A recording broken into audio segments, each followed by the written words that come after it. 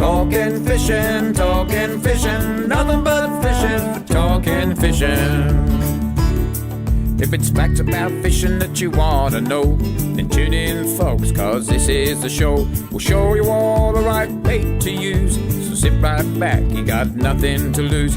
Doesn't really matter if it's trout or carp, flathead, marlin or a gummy shark. Listen to the guys and you can't go wrong. They'll be talking about fishing till the cows come home. Talking fishing, nothing but fishing, we're talking fishing. Welcome everyone to Talking Fishing, a big show coming your way as always tonight. With this run of hot weather, there's been plenty of good fishing to match. Bigger kings in the rip, Eld and Yellowbelly finally making their move, and the dusky flathead down in Gippy are absolutely on fire. Tonight we also discuss your chance to have a say whether kayaks should be allowed on Devil Bend Reservoir. All that and more, so let's get into it. Boys, Trelly, all the way from Shepparton. Hang on. Stephen, Victor, Trelly, Trellful. I have been listening for the last 6 months. How are you, mate?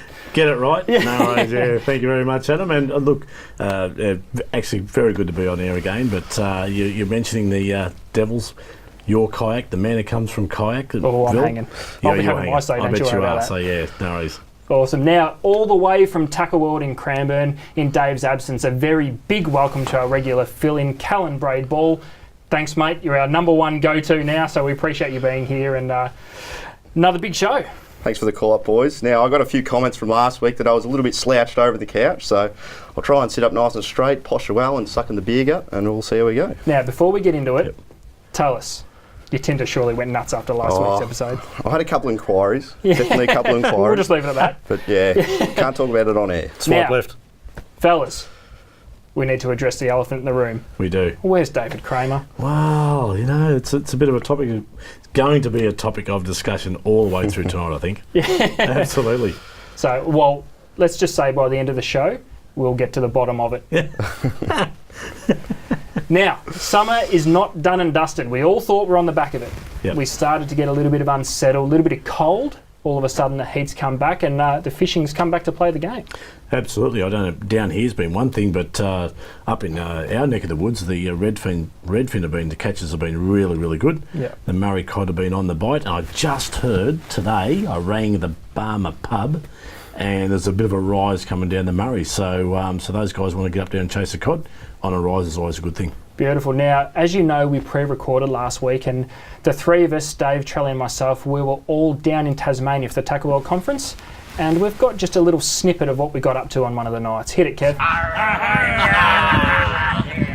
Now, as you can see, we enjoyed ourselves on one of the night, Trelly, and we had the pirate-themed arrangement going on. We did, yeah. It was pretty funny. And took ages to wash those dreadlocks that I grew from night.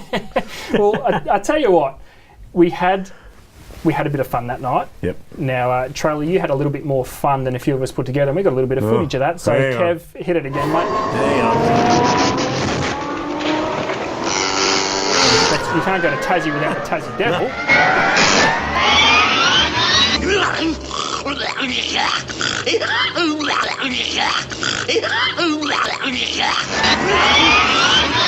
Trelly, the pirate night went a bit too far. One-eyed really had a few too many rums. Well, so, I do remember waking up in that position somewhere. That's it. There you go. So, boys, let's have a look at what's being caught by the people at home. It's time for Catch of the Week. Catch of the Week, brought to you by Shimano, providing reliable, trustworthy, quality fishing gear for your enjoyment. Like I said, boys, the weather is finally hotted up and the fishing reports come along to match. We're going to open it with a species, if anyone saw David Kramer's Facebook video during the week, a species that's very, very close to his heart, and the old cuttlefish down at Sorrento. Liz and John Henwood, they got right amongst the action, dropping their squid jigs in the deeper water and slowly bouncing them off the bottom. And boys, the cuttlefish are becoming one of those things we're seeing pop up in reports more frequently. How many are we seeing? This is phenomenal. And look, there's been quite a lot of bigger models caught too. I think everyone's just sort of figuring out how to catch them. You need to be right on the bottom, you know, your jigs have got to be down there. And it's just great to see people getting amongst them because obviously there's so many there, so we may as well take advantage of it. That's right, something a bit different. So from Sorrento, we're going to head down to the Rip, and what's Catch of the Week these days without showing you a couple of kingfish in the Rip? A clear upgrade in size. Malcolm Goff here is with a couple of 90 centimetre kings, which For us down in Victoria, nothing to sneeze at. Great size fish. Oh, I was a bit worried the other week because we were running this kingfish sale and it looks like the kingfish had stopped, but that's definitely not the case. They've definitely turned up in force and look how big they are. This is phenomenal. We were used to catching 60, 70 centimetre fish earlier in the season. Now they're up around a metre and there's been some fish over a metre. Which is this is the thing. We all got used to catching these smaller fish and yet all of a sudden, just when we thought they were all gone, old mate 90 centimetre, there's been reports of fish to a metre. When's this thing going to end? Photos come in of a metre. It's been unreal. I got a feeling the same thing happened last year. We might have just forgotten about it. I think there was a few bigger fish caught last year towards the back end of the season. Maybe it's going to happen the same. Exactly. Well, hey, fingers crossed, because it's exciting stuff when this thing starts happening. 100%. Absolutely. Another thing that's featured quite heavily over the last few weeks is the big flatheads starting to poke their heads up in Port Phillip Bay again. And young Matty Scarlett, 68 centimetre flathead from Rosebud. How's that for a flatty, boys? Port Phillip Bay. Sure he's not on the back line for Geelong? Yeah, there you go. This is life after footy, mate. That's a good frog. And we've seen commonly this season some bigger frogs. They're not the small, undersized fish that you were used to catching in years gone by. They're good sized fish. You get a couple of nice fillets of them, and you don't have to take many to get a few nice fillets too. That's right. Cal, what bait? Well, lures? I reckon lures, but obviously this guy's got on bait, probably fishing for whiting or not. But if you want to chuck some big soft plastics around, that's going to get you big flatties for sure. Nice. Now, it's really funny how things work in the fishing game. We've gone through the last 3 or 4 months. Hazelwood Pondage has been open, the ballot's going, not too many people got involved, the fishing's been quite tough. We're on the eve of opening Hazelwood Barramundi to everyone at any time, and the reports have come in. Have a look at this from the weekend just gone. 58 centimetre barramundi that come out of Hazelwood Pondage, and let me tell you, that's not the only one. We've only got X amount of spots that we can fill here for Catch of the Week, and this is one of the better models, but some good fish getting caught and open to everyone as of tomorrow. It's phenomenal fishery down there. I just think, once everyone starts figuring out how to catch the fish, there's so many in there, we're going to see football scores of barramundi caught. I think a lot of people are starting to suss it out, which is really good. Well, that's the thing, we can start figuring it out now, being able to fish any time. We can all get amongst it anytime, any week, whatever suits us best. We'll start getting patches now. I think there's a temperature probably been one of the biggest factors as far as targeting these fish down there. It's such a heated system. If we've had the hot weather, I reckon if the weather cools down, they might turn on even more. That's right. So good fishing to come at Hazelwood Pondage. Now, Gippsland Flathead. It's been happening the last couple of seasons now. These giant flathead are turning up in bigger numbers than we've ever seen. Now that could be, it could be because of the new regulations on putting back the big breeders, and we're only seeing benefits. Have a look at this one from Ning Chan, 76 centimetre dusky flathead from Bem River. This is as good a dusky flathead as you'll ever see. That's a great fish. And it's even better knowing that these big girls are going back to reproduce more for future generations. Look at the colours of that fish. Just it's such a beautiful looking fish too, really healthy size. And I think the important thing too, people are wanting to put these fish back. They're not complaining about, not being able to keep their big girl. They want to put them back and let them breed. Especially with the cameras nowadays, you can jump in the water, 100%. Take a good photo. Exactly. Hang the photo on the wall, instead of hanging the fish on the wall. That's a really good thing. And with the cooler temperatures that kind of showed its head for a little bit, Sheldon Moroney found in the Goulburn River this beautiful brown trout.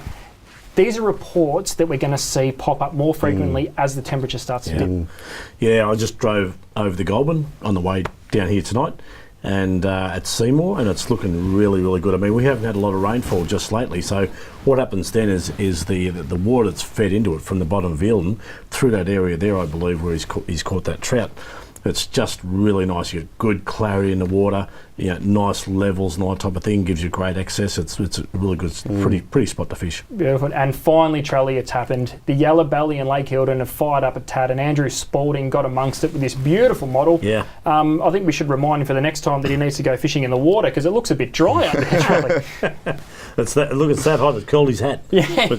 But great catch, Andrew. I mean, and this is a type of thing that happens this time of year with the warmer weather. But while he's targeting those yellow belly, it's you got a bycatch of redfin. You even get a bycatch of cod up there at the moment. So all species you can take within the legal sizes, and they all taste great around those sizes. And it's good to see the Eildon yellow belly starting to fire up, because it's been a big thing in previous seasons, and it was a little bit late, but it's finally got there.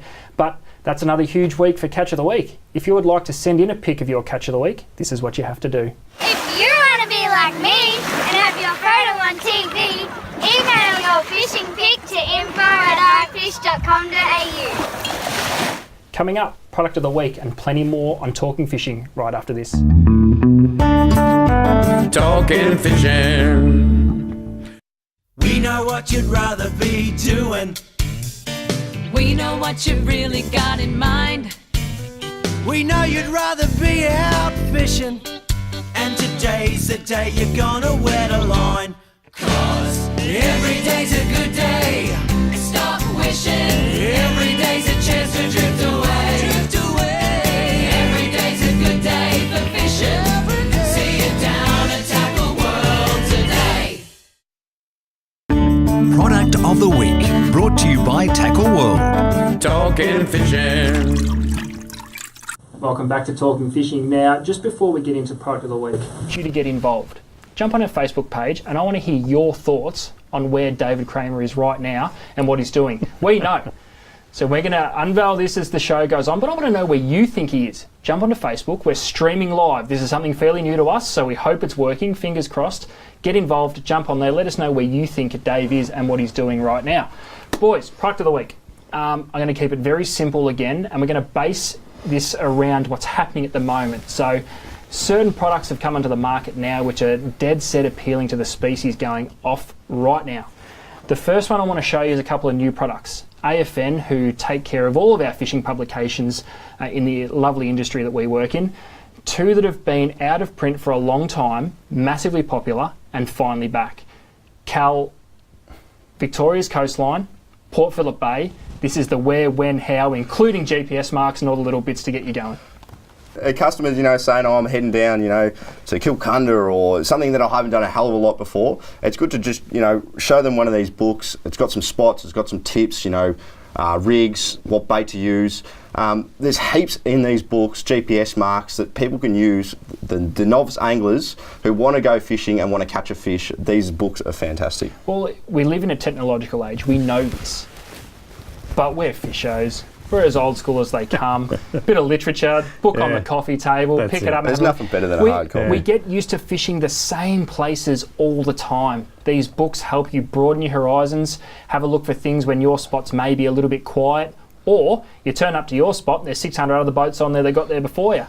Open these books, have a read. The experts, Jared Day, Bill Klassen. We speak about Jared a lot. He's done a lot of fishing. Jezza, we love you, mate. And these books are absolutely fantastic. So get out there, have a look, have a read. There's so much more to Victoria's Coastline and Port Phillip Bay that you may not be exploring. And it is going to change the way you fish, because the other thing we've become in the technological age is lazy. Absolutely. So we want to know the GPS marks. I'll tell you one more thing though, the books don't run out of charge or reception. So when you're up there, that's a great up in the middle of nowhere, you can't go wrong. Yeah. Sure. The freshwater scene is another thing that's becoming bigger and bigger. Lake Eildon, Murray Cod. Trelly, I've heard places like the Broken River, the King River mentioned more this season than I ever have. Yeah. And that's where the boys at Stumpy's and the absolute cracking team at Gillies have brought out 4 new colours in their stump jumper range that I'm proud to say are exclusive to us at Tackle World. Yes. Because they're colours that are insanely relevant to our fishery. They take some of the popular colours with a bit of a funky twist to keep them modern and to keep those big Murray Cod guessing. So Trelly, run us through them, mate. No worries. Now, traditionally the Murray Cod, or as far as the stump jumper goes with Murray Cod, it's a great lure for one. So why not start off with a base product that just works? That's the secret to the start. Now, a couple of these colours, if you pointed out their ads, you got that black matte colour. Yep. Now that's great for just on dusk and late evening. I mean, that gives a silhouette. So you're looking at, you're thinking of a fish and you're looking up in the air and it's passing over the top of you, so that will do that. The other one you've got there, which is the gold one, which was shown there just before, has got a lot of reflection in it. I think this one's just was a Tiger supporter, I think. I'm not too sure with this one. And this one might have been the Mardi Gras. I'm not too sure. But there's a bit of a story behind all those, because what they do, this one's holographic, and it will actually, and if you notice, if you pull a lure like this through the water, just slow beside the boat, you'll get a certain roll and you'll get a certain pattern that just works, and that will silhouette colours and things like that. So, and fish like change. I think they're a bit like us. They like change. That's right. They like different colours. So yeah, absolutely.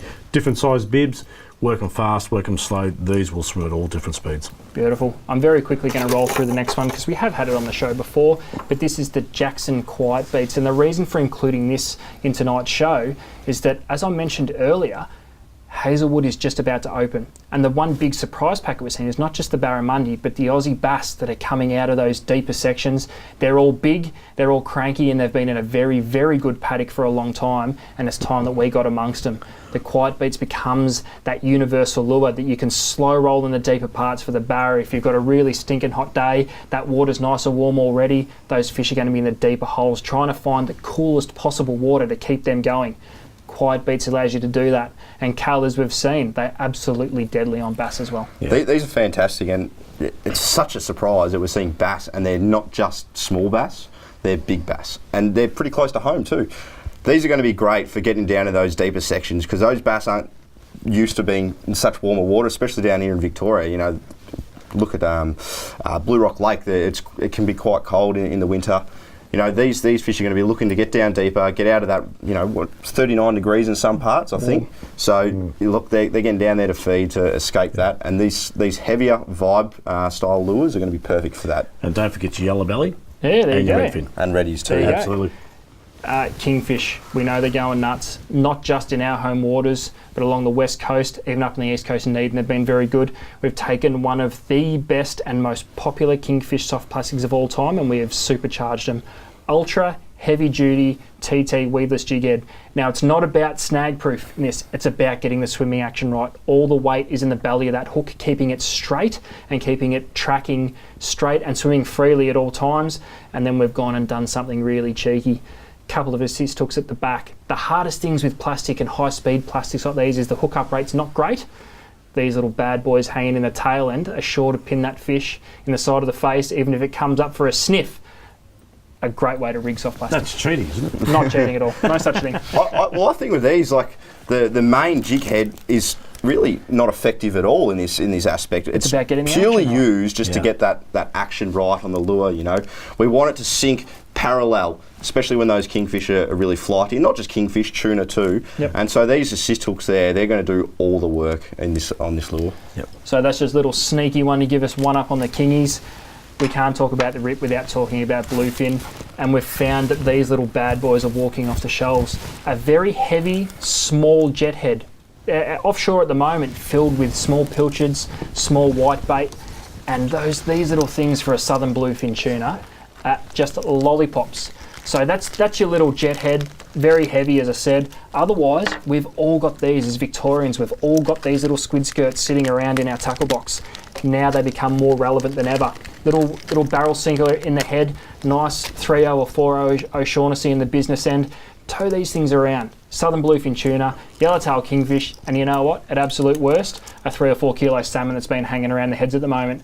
It's making these simple lures, boys, relevant again. Yeah. I love these, and especially they're a really small lure, but the number one thing is that they're quite heavy in the head. So when you, sometimes you'll be down at Portland, I'm speaking from experience here, it can be quite choppy, and trying to get such a small lure to actually stay in the water without jumping out all the time, it can be quite hard. And because these are quite weighty, they do stay and hold in the water really well. As opposed to these, like if you can rig them with a barrel sinker, and they will hold better. But sometimes they're really good in the calmer conditions when the fish are really flighty. You just might be feeding on really small whitebait or whatnot. If you drag that above a bodied lure, behind that, sinker in the head, nail the hook in there, take a scissors and just trim a bit off that to the hook. That's a great stinger for redfin, Ranger Basin, Eildon, Nellacooty, Lake Epilock. Fantastic. Ask us about that one. See, these are the little things.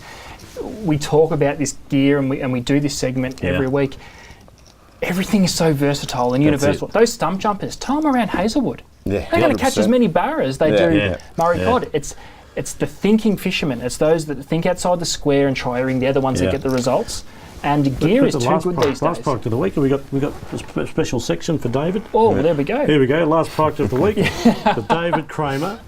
I think this is very relevant to David not being here tonight. It's the David Kramer product of the week. I think he's going to use a bit of this. So there's a big hint. Jump on Facebook and let us know what you think he's doing right now.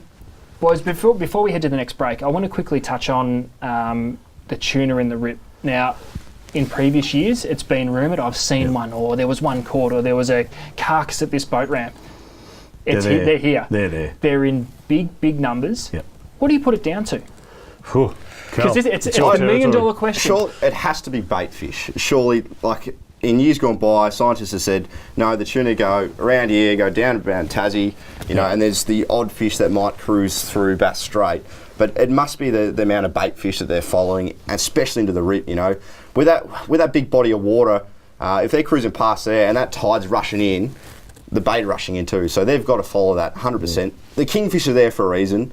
That's why the tuna are there too. Yeah, it's a funny thing, and I think it's something that just shows the world how good our Victorian fishery is. Now, let me just say, this is not one or two little bluefin. This is something worth targeting. We've got charter boats out there fishing for kingfish and seeing a bit of nervous water or a bit of a bait fish shower here and there, towing a few small lures around like what we just looked at and getting 4-way hookups. Now, kingfish are unreal, don't get me wrong, but a 4-way hookup on 20 kilo bluefin tuna is just as bad as exciting as it gets. Absolutely, yeah. And it's really, really common in the last few weeks, isn't it? Yeah, well, and it's a thing. It seems to be getting better. They're hanging around. They've all been isolated reports in previous years, but they're hanging around. The bait's obviously hanging around. The kingfish aren't going anywhere. There's too many options. There's boats heading into the rip going, okay, I'm just going to target kings, and all of a sudden a bluefin pops up. That's right, yeah. You've got to be prepared too, I guess. Yeah. It's a big thing. So that's unreal.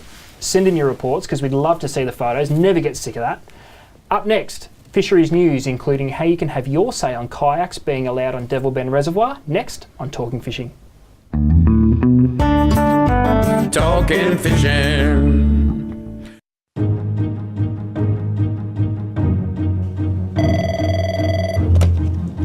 Good morning, spotters. Stephanie speaking.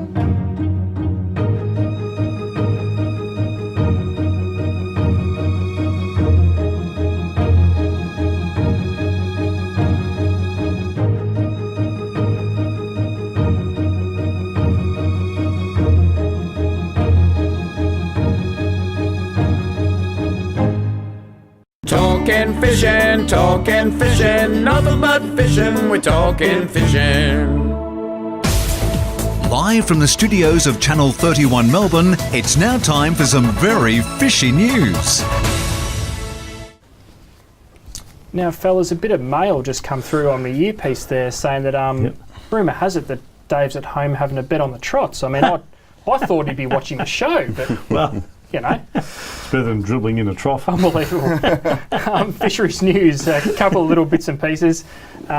Lakes Entrance to celebrate food, fishing and tourism. Lakes Entrance will celebrate and showcase the wonderful array of Victorian seafood caught by commercial and recreational fishers and the beautiful places it comes from at the Hooked on Lakes Entrance event on March 12. Member for Eastern Victoria, Harriet Shing, said Fisheries Victoria and the East Gippsland Food Cluster would co-host the day at Lakes Entrance Foreshore Reserve, overlooking the water from 10 a.m. till 5 p.m. I love seeing this, boys. We all know that Lakes Entrance is a beautiful part of the world. They want to show everyone. Absolutely. And I think this is money well spent. Yeah, if you come in to visit Australia or you come in to visit Victoria, Lakes Entrance is just one of those places you've got to go to, isn't it? Yeah, that's and right. This is one of those things that are going to prompt that. That's right. Now, the release goes on to say the event will promote the high-quality seafood caught in the Gippsland region, other local produce and great fishing spots to take the family and wet a line. At Lakes Entrance, visitors can still buy fresh, locally caught seafood direct from the trawler or from the Fishermen's Cooperative. Again, this is great. It's promoting the unity between commercial fishers and recreational fishers, and also giving the local people of Lakes Entrance and abroad a chance to sample some of the finest seafood in the world. And other produce means wine. Let's get straight. I like it.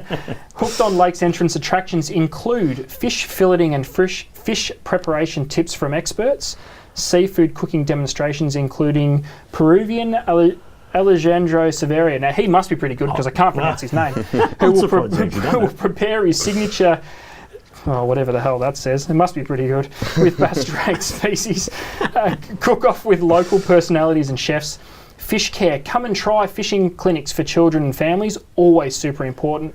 Food stands selling freshly cooked seafood and locally made produce. Winemakers, beer and cider brewers, Trelly, offering tastings and purchase.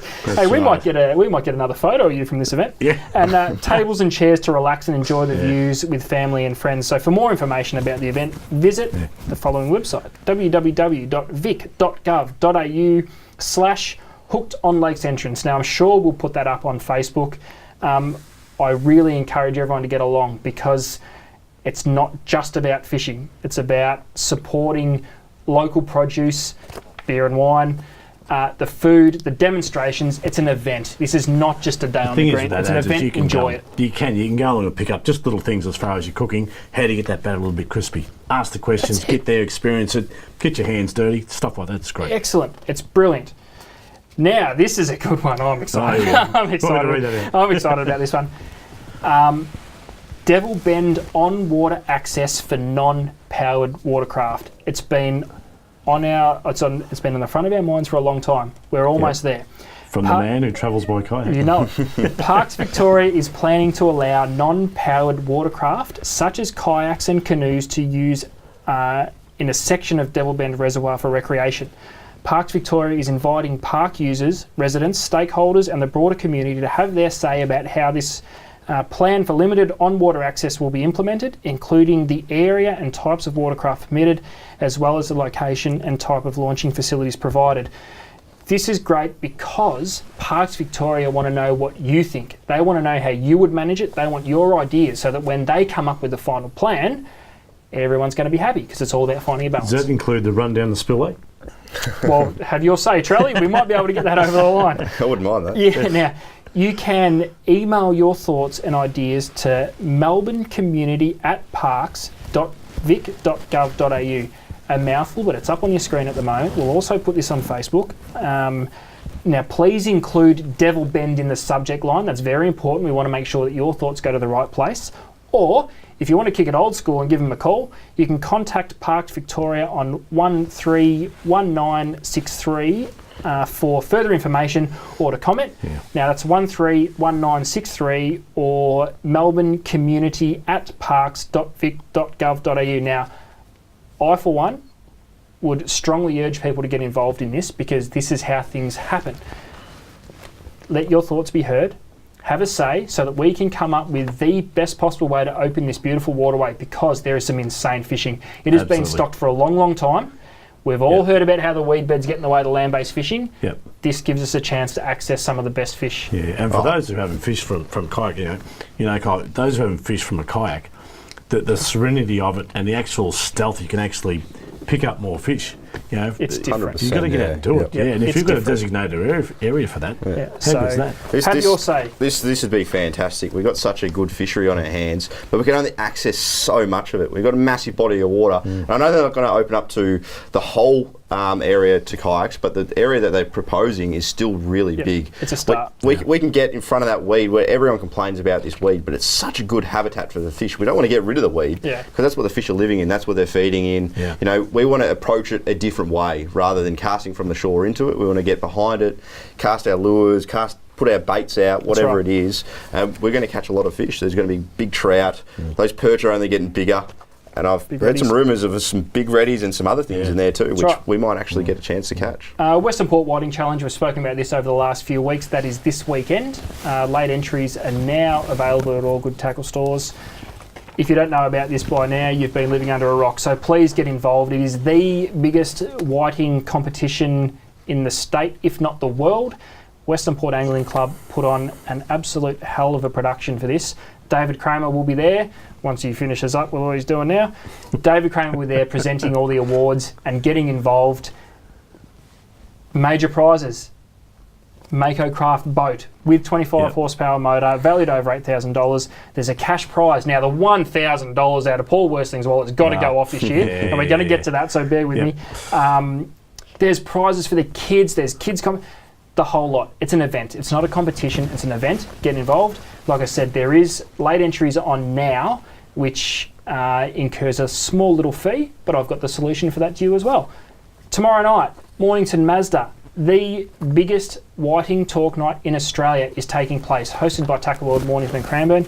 Now, the boys from Western Port Angling Club are going to be there, and they have offered everyone who's already booked, and there's still seats available, so please call tomorrow. They have offered your chance to enter the Western Port Whiting Challenge without the extra fee for being late. FPOS facilities are available, so come down and have a look. The panel includes Captain Steve Johnston from Ace Fishing Charters. He'll be there giving us all of his tips. Sean Fertier, who's an absolute fishing machine. David Kramer will be on the hot seat as well, answering all your questions about Port Phillip Bay whiting. Hot seat. I'll be up there with the microphone asking all the hard questions, and let me just give you a little bit of inside information. I'll be going out of my way to make it as hard as I physically can for David Kramer to answer any questions. So it's going to be a hell of a laugh. There'll be pizza and drink and all sorts of carry on, big raffle prizes. But if you want to enter the Western Port Whiting Challenge and you don't want to pay the little fee for being late, give us a ring tomorrow, Tackle World Cranbourne and Tackle World Mornington, and we will sort you out so that you can come and enter the Western Port Whiting Challenge. And we can also tell you where the winning fish is going to come from. Up next, Kramer's mailbag and plenty more on Talking Fishing. Talking Fishing. Make mine a Mornington. G'day, David Kramer here. I'm a massive fan of the Mazda BT50, having personally driven and owned one for more than 5 years now. And to tell you what, you can't beat it for an all-round great ute and a great tow vehicle. Get into Mornington Mazda before the end of the month and grab yourself a run-out bargain. I made mine a Mornington Mazda. Make mine a Mornington Mazda. Talking fishing, nothing but fishing, we're talking fishing.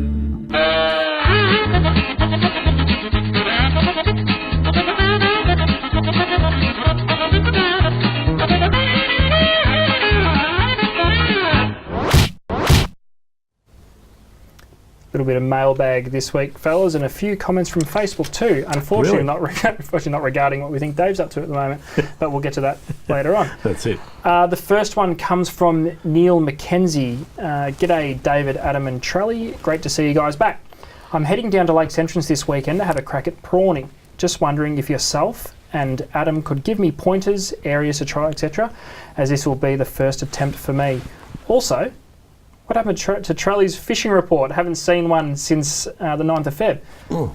Let me attack the Trelly one first. Yeah. We're working on it, mate, but you see what we've got to deal with, the photos at the front. It's hard work trying to get him out of hours, so we'll work on that for you, Neil.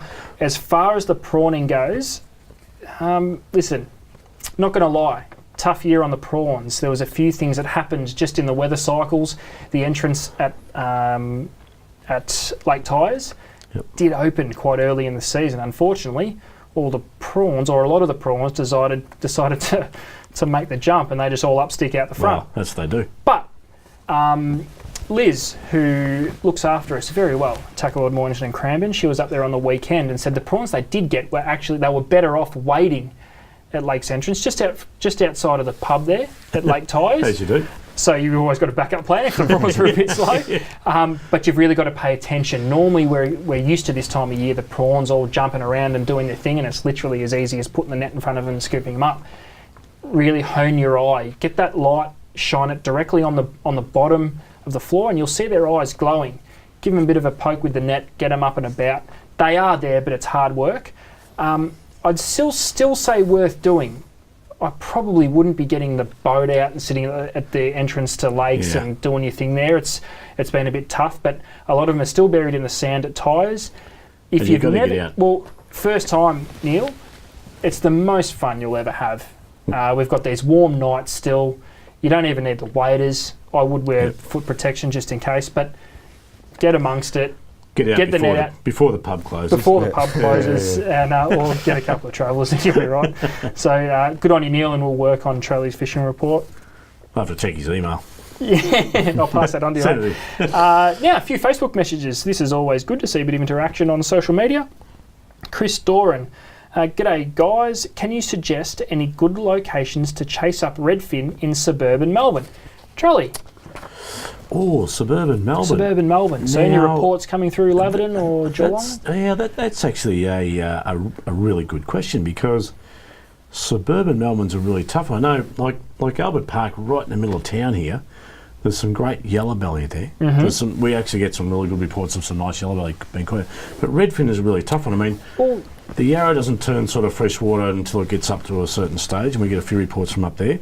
Well, I think the good thing with the reddies, they've been in a lot of suburban lakes, a lot of golf courses, if you're allowed to get in there, a lot of the residential lakes, they've had reddies in them for years. I honestly think it's a matter of tying on a soft plastic or go and grab yourself some scrub worms. Yep. Don't fish too heavy and just have a look around. You'd be surprised at which impoundments actually do have redfin.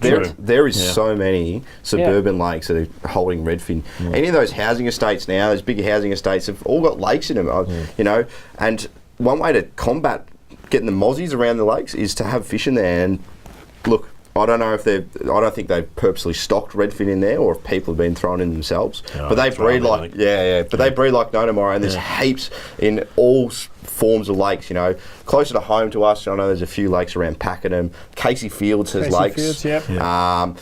There's a few housing estates around our area, which I won't name any, but I know people get really big redfin out of. It's just a matter of, trial and error, I guess. Stony Creek, Geelong, there's a few down that way, but I'm sort of talking metro. Yeah, that's right. So, bladed lures with red wall in the back as well. Yeah, Chris, I know we haven't given you a definitive answer on exactly where to go, but there isn't one. Just tie on a plastic, or as I said, tie on a scrubby and have a look around. You'll be surprised at which suburban lakes do have redfin in them. So thanks, Chris.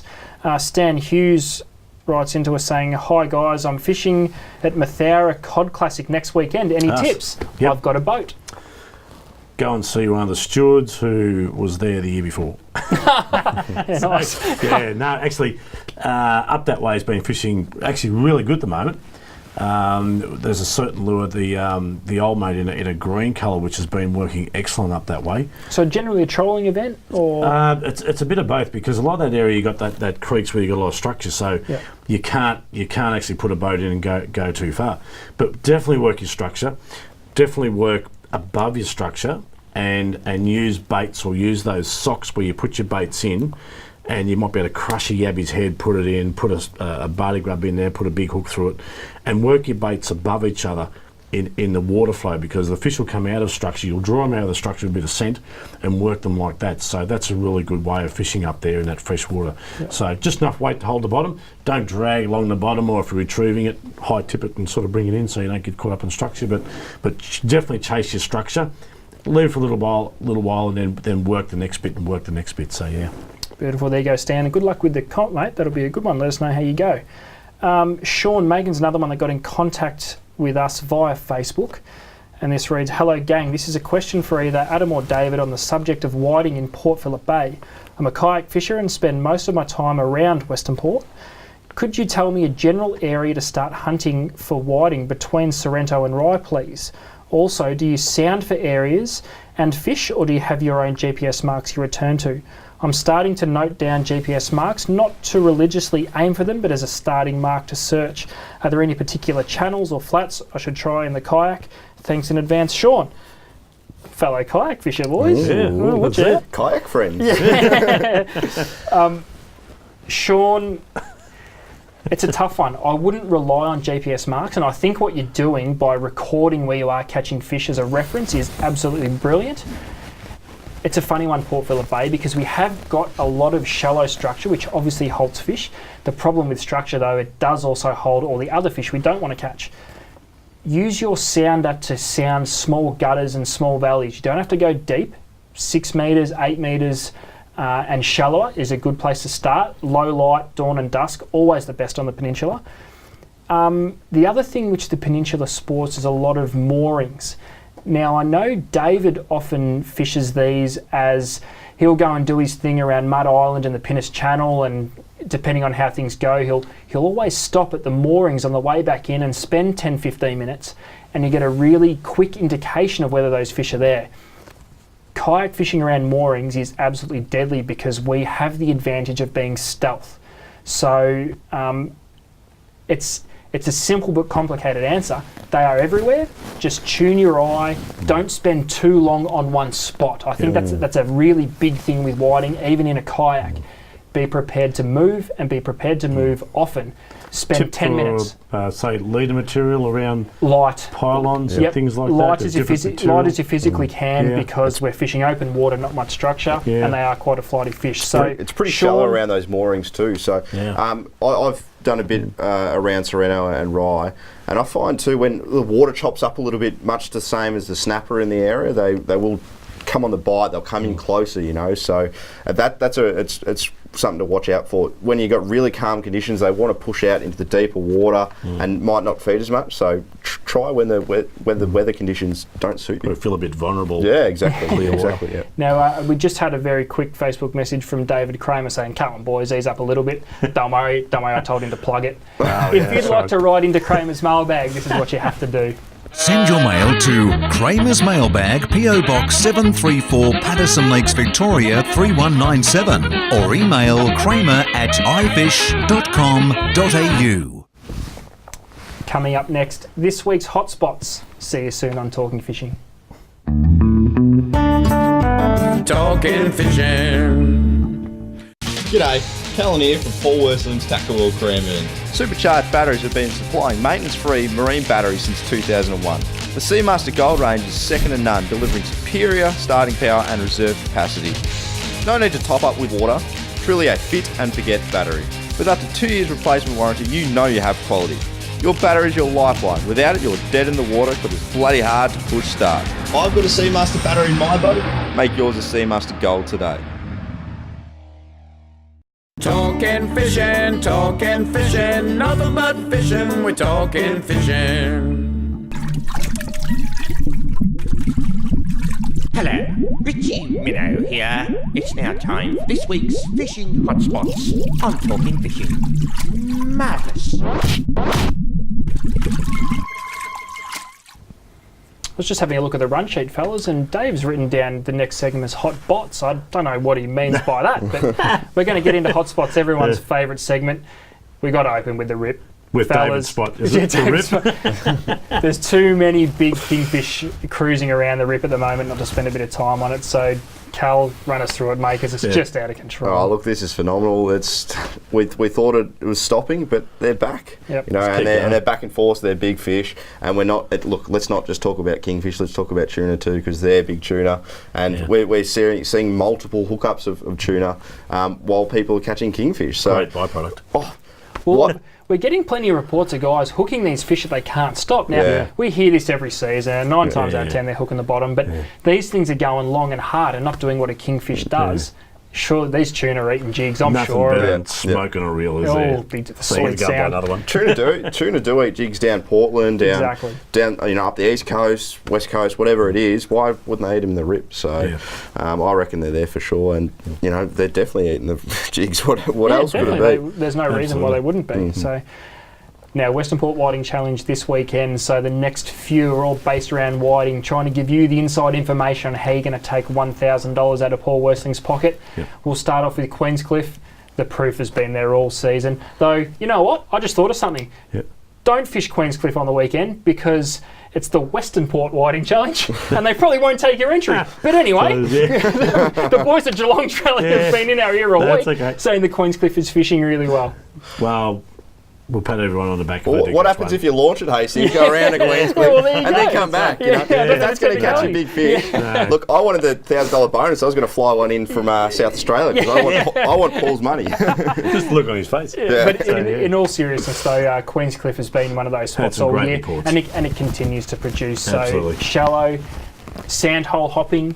Just have a look. Don't spend too much time on one area. That's right. On a good weekend, you could be dodging a few boats, but it's all part of it. Find burley trail. Keep them around you. There's a lot of bait for them to choose from at the moment. So stay alert, stay active, get the burley going, and you'll have a nice feed of whiting before you know it. Now we'll talk about the Western Port Whiting Challenge, and Tankerton's putting its hand up, just begging for someone to get amongst those shallow, broken ground there and take $1,000 off Paul Worsling. Some of these areas are fishing phenomenal at the moment. And we just spoke about burley in Port Phillip. I'd try not to burley in Western Port this week. We've seen a lot of smaller pinkies around, and as soon as you get that plague proportion of pinkies in the area, those whiting just can just shut down. You just got to go into with the mindset of just having a couple of pibbies out, a couple of bits of squid, and if you don't get fish, move. If you want to try and hold those whiting, it's going to be really challenging with the other undesired species, especially with shallow areas. You get your toadies too. So do be mindful of trying not to burley unless you are fishing a little bit deeper. Tenderise the squid. Yeah, tenderise it. Yep. Put it in your mouth, just chew it a little bit. give it a bit of a back. Tenderising the squid always does work. Nice and soft. Well, Tankerton's one of those unique spots where you can catch your bait as you're fishing for your whiting. So you'd be silly not to have a sleeper jig at the back. That's right. So Tankerton, write that down because it's going to go off this weekend. Coronet Bay. This is my sleeper, boys. I must say, I saw Coronet on the list here, and I thought, that's got big fish. Close to the entrance. Close to the entrance. It's got big fish written all over it. Somewhere we know the whiting are there, but we don't hear a lot about. I just think this has got winning fish written all over it. So that's my tip for this week. We don't hear about that sort of area too much for the whiting, but what we do hear is they're bigger quality fish, so definitely a good area to try. We can't ignore the freshwater because there's more to it than whiting this weekend. Trulli Lake, Parrambeet, we've seen some crazy reports come out of here in the last couple of weeks. Some big Chinook salmon, some big trout starting to move around as the nights get a little bit cooler. How would you tackle Parrambeet? Well, with this warmer weather, you can actually run your line a little bit deeper, so you can rig up with those little sinkers in line, which will actually pull your lure down a little bit deeper. Some of the longer lures in natural colours have been working well. Working back a little bit, so they're not sort of close to the boat in bits and pieces. But it's been producing some really nice fish at the moment. So it's certainly worth a try. Get over there. Even ask the guys around the bank and around the boat ramp. Definitely.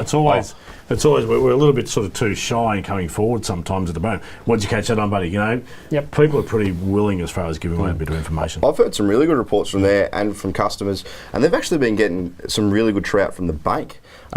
Really early morning or late evening, and sometimes if there's a bit of wind in the face, that'll push the fish in a little bit further to the bank. But some guys, land-based guys, doing really well. So you don't have to have a boat to fish Lake Parrambeet. Speaking of land-based, that probably leads us beautifully into the next hotspot, which is Lake Eildon, because as we saw in Catch of the Week, the yellow belly have switched on, which has been a long time coming this season, but they're there.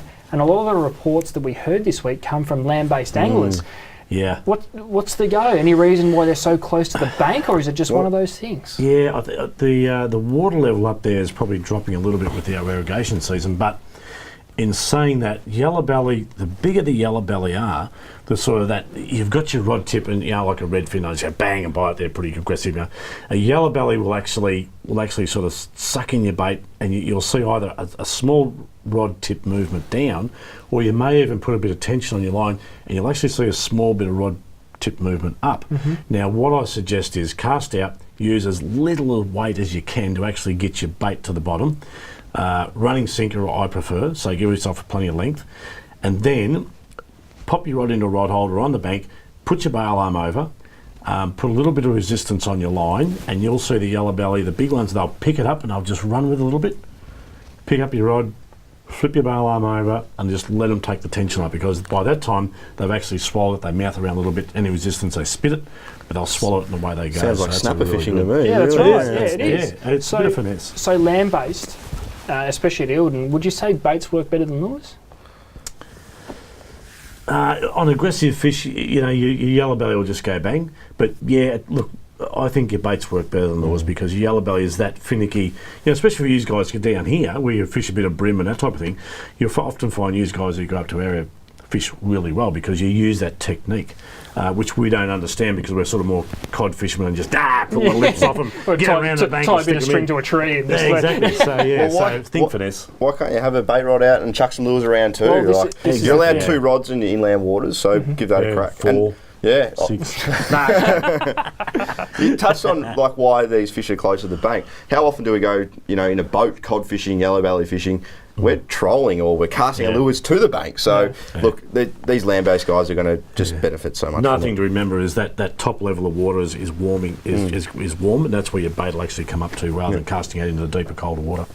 Now, a couple of quick things before we close the show. Firstly, I think we've painted a pretty clear picture of what Dave's up to at the moment, but he'll be back next week, so we'll ask him in person what he was up to. Let's see what sort of answer he gives us. Might have painted Something to do with the Game of Thrones. Yeah, well, I think he could be onto something there.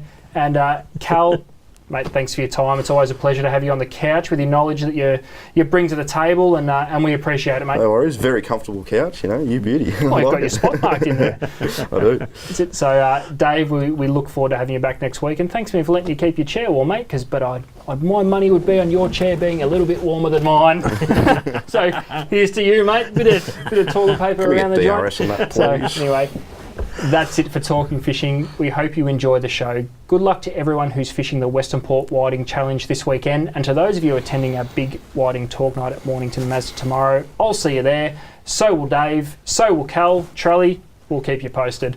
Until we see you next Tuesday on Talking Fishing, please stay safe on the water and enjoy your fishing. Talking fishing, nothing but fishing, we're talking fishing. We got all you need, just take a look. Watch those fish jump on your hook.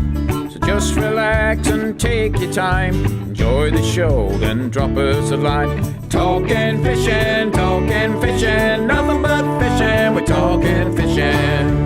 Talking fishing, nothing but fishing, we're talking fishing. Talking fishing. Have a good weekend, Mr. Walker. You too, son. Talking fishing, nothing but fishing, talking fishing. If it's facts about fishing that you want to know, then tune in, folks, cause this is the show. We'll show you all the right bait to use, so sit right back, you got nothing to lose. Doesn't really matter if it's trout or carp, flathead, marlin or a gummy shark. Listen to the guys and you can't go wrong. They'll be talking about fishing till the cows come home. Talking fishing, nothing but fishing, we're talking fishing. Welcome everyone to Talking Fishing, a big show coming your way as always tonight. With this run of hot weather, there's been plenty of good fishing to match. Bigger kings in the rip, Eld and Yellowbelly finally making their move, and the dusky flathead down in Gippy are absolutely on fire. Tonight, we also discuss your chance to have a say whether kayaks should be allowed on Devil Bend Reservoir. All that and more, so let's get into it. Boys, Trelly, all the way from Shepparton. Hang on. Stephen, Victor, Trelly, Trellful. I have been listening for the last 6 months. How are you, mate? Get it right? Yeah. No worries, thank you very much, Adam. And look, actually very good to be on air again, but you're mentioning the Devils, your kayak, the man who comes from kayak. Oh, I'm hanging. I'll be having my say, don't you worry about that. So yeah, no worries. Awesome. Now, all the way from Tackle World in Cranbourne, in Dave's absence, a very big welcome to our regular fill-in, Callan Braid Ball. Thanks, mate. You're our number one go-to now, so we appreciate you being here, and another big show. Thanks for the call-up, boys. Now, I got a few comments from last week that I was a little bit slouched over the couch, so I'll try and sit up nice and straight, posture well, and suck in the beer gut, and we'll see how we go. Now, before we get into it, tell us, your Tinder surely went nuts after last week's episode. I had a couple of inquiries, definitely a couple of inquiries. We'll just leave it at that. But yeah, can't talk about it on air. Swipe left. Fellas, we need to address the elephant in the room. We do. Where's David Kramer? Well, it's a bit of a topic. It's going to be a topic of discussion all the way through tonight, I think. Yeah. Absolutely. So, well, let's just say by the end of the show, we'll get to the bottom of it. Yeah. Now, summer is not done and dusted. We all thought we're on the back of it. Yep. We started to get a little bit of unsettled, a little bit of cold. All of a sudden, the heat's come back and the fishing's come back to play the game. Absolutely. I don't know, down here's been one thing, but up in our neck of the woods, the redfin the catches have been really, really good. Yeah. The Murray cod have been on the bite. And I just heard today, I rang the Barmer pub, and there's a bit of a rise coming down the Murray. So so those guys want to get up there and chase a cod. On a rise is always a good thing. Beautiful. Now, as you know, we pre-recorded last week, and the three of us, Dave, Trelly and myself, we were all down in Tasmania for the Tackle World Conference, and we've got just a little snippet of what we got up to on one of the nights. Hit it, Kev. Now, as you can see, we enjoyed ourselves on one of the night trolley, and we had the pirate-themed arrangement going on. We did, yeah. It was pretty funny. And took ages to wash those dreadlocks that I grew from night. Well, I tell you what, we had a bit of fun that night. Yep. Now, Charlie, you had a little bit more fun than a few of us put together, and we got a little bit of footage of that. So, Kev, hit it again, mate. Hang on. You can't go to Tassie without the Tassie Devil.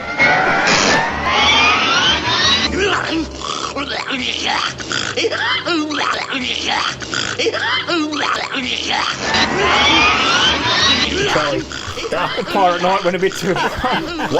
One eyed really had a few too many rums. Well, I do remember waking up in that position somewhere. That's it. There you go. So, boys, let's have a look at what's being caught by the people at home. It's time for Catch of the Week. Catch of the Week, brought to you by Shimano, providing reliable, trustworthy, quality fishing gear for your enjoyment. Like I said, boys, the weather is finally hotted up and the fishing reports come along to match. We're going to open it with a species. If anyone saw David Kramer's Facebook video during the week, a species that's very, very close to his heart, and the old cuttlefish down at Sorrento. Liz and John Henwood, they got right amongst the action, dropping their squid jigs in the deeper water and slowly bouncing them off the bottom. And boys, the cuttlefish are becoming one of those things we're seeing pop up in reports more frequently. How many are we seeing? This is phenomenal. And look, there's been quite a lot of bigger models caught too. I think everyone's just sort of figuring out how to catch them.